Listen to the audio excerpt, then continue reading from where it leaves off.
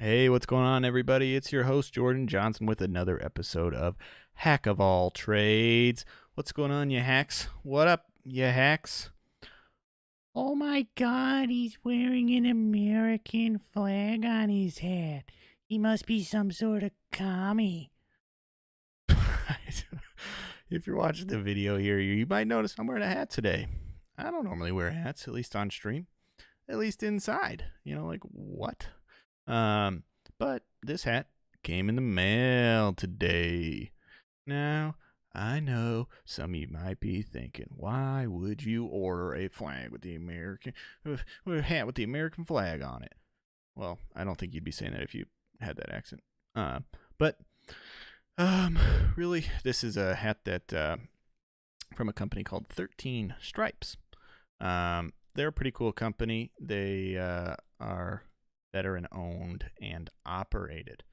So if you're a support your vets kind of guy or gal or anything like that, you can check out their website, 13 Stripes. Let me see if I can pull it up myself here and show you all. So as you can see, this is their website. Really basic, definitely run by a veteran because it's basic, it's easy, it's all you need, just a simple shop. They have a cool little logo if you don't want to be all patriotic about it, or at least it's obviously patriotic about it. But yeah, I got one. I don't know. I've had family in the armed services, the Navy, and the Army, and well, lost both my grandparents in the past couple of years, and they were both the ones that served. And so, if it's more so for them than anything else, and also supporting a veteran. I actually came to know of this company through crazy things, just the way that life is crazy sometimes. That there was this will be a fun story for everybody. There was that big old spinner craze a year or maybe a year and a half ago. Everybody was into fidget spinners, or at least all the youngins. And it's kind of funny because I saw, being a web developer, I saw an opportunity because everyone was selling them on Etsy, or there was like the cheap Walmart ones, but there was a market for higher end spinners. And when I mean higher end, I mean anywhere from $20 to $600 plus. I'm talking like insane amount of money, and no longer a kid's toy. Spinners weirdly had a following in like adults, but in like a high end spinner market. I know that sounds crazy, but it was there. And so basically, the sellers didn't have a central place to sell. Some were on Amazon, some had their own website, some didn't. And so I saw an opportunity as a web guy. I was like, oh, I'll make them a marketplace that takes a very low cut and allows them to open up a storefront for these spinners companies popping up, and these metal workers who are doing spinners because they have the CNC machines already and whatnot. And so I got weirdly involved in that world. I have a fairly nice spinner right here. It's made in Germany, yeah. Funny, I got the German spinner in the USA yet. I do have one actually made in the US too, from a guy in the US. This one is actually a ring spinner. So unlike these childish other ones, this one is actually cool because you can take out the middle part, you can slip your finger through it like you're wearing a ring, and then you can spin it.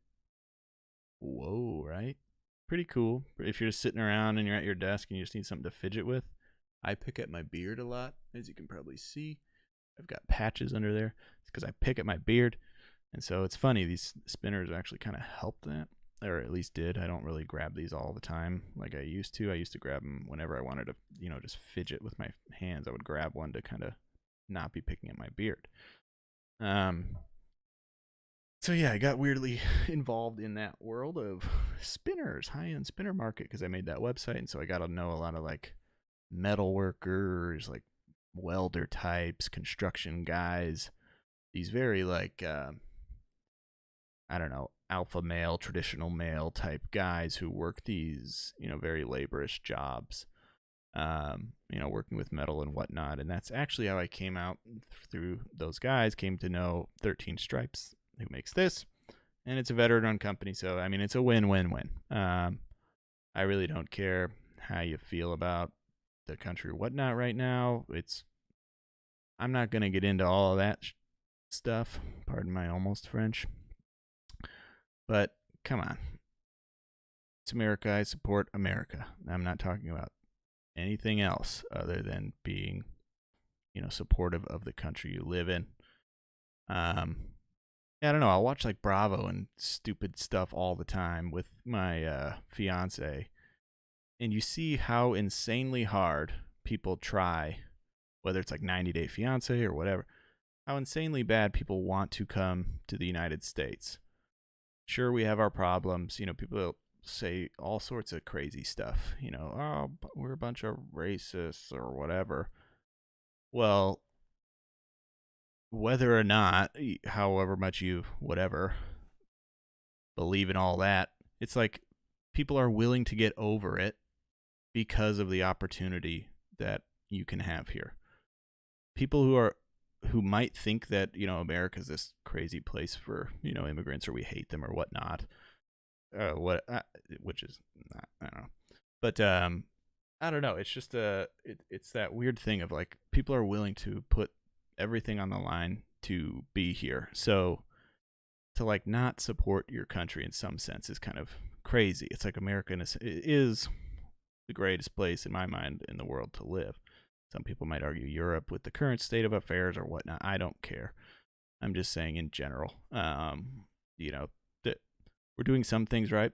Everybody's doing some things wrong too, but we're doing enough right that people are willing to risk everything to come here. So I don't know. That's about all I'm really going to get into on America or whatnot. Like I said, I'm not really looking to have that talk.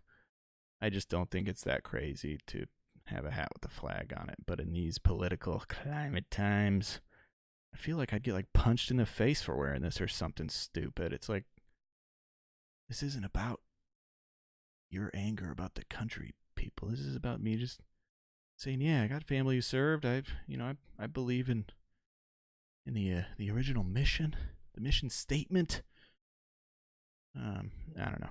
That's it on the hat, but I'm wearing it just because supporting my troops. Yeah. Other than that, what's been going on this week? Not a whole lot. It's been, like I said, crazy business for me. We are hiring like there's no tomorrow. Because we're trying to get out of our own way. That sort of valuable lesson of get out of your own way.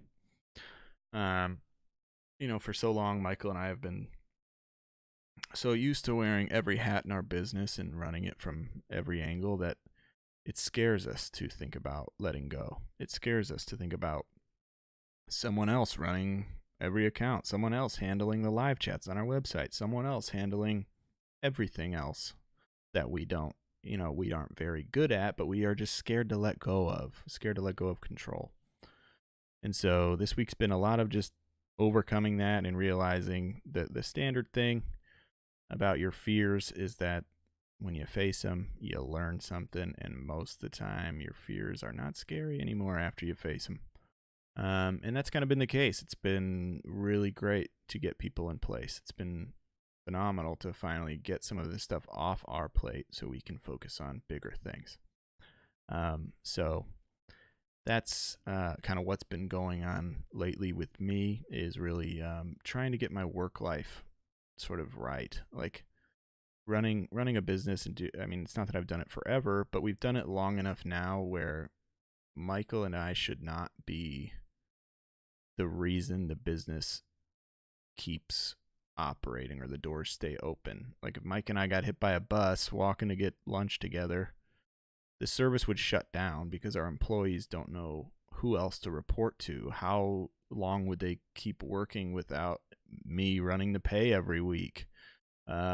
All that sort of stuff, right? You need to put people in place, systems and people into place that sort of take that stuff out of the equation, and that's kind of what we're doing. So it's a crazy learning experience. It's been really fun.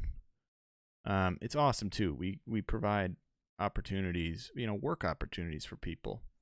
We do hire. This this is going to be the I don't know. We do try and hire, whatever, all sorts of people, um, from every kind of, wherever in the world. Um, but if you're just a good fit for us and what we're doing, then you're a good fit. We try not to, I don't know, let too many factors come into play. So it's been really fun to find these new people, expand our team, become, in a sense, not like we're becoming global, but we have team now all over the world, and it's kind of crazy to have to have worked to that point and to have gotten to that point where it's like, what, like this, I'm actually might be standing on something now. And that's kind of a cool feeling. So I've been having that for like the first time in quite a while since starting up this business, and that's been really refreshing. But also, I mean, it's also caused me to kind of work myself probably too hard. It causes this motivation that is overpowering, even over sort of your mental health. It's sort of creates this grind your fingers to the bone attitude once you kind of it feels like everything's falling into place and you're gaining momentum. It's like you don't want to stop. You want to just keep, come on, yeah, we're going to get one more client today, one more, yep, all right, yep.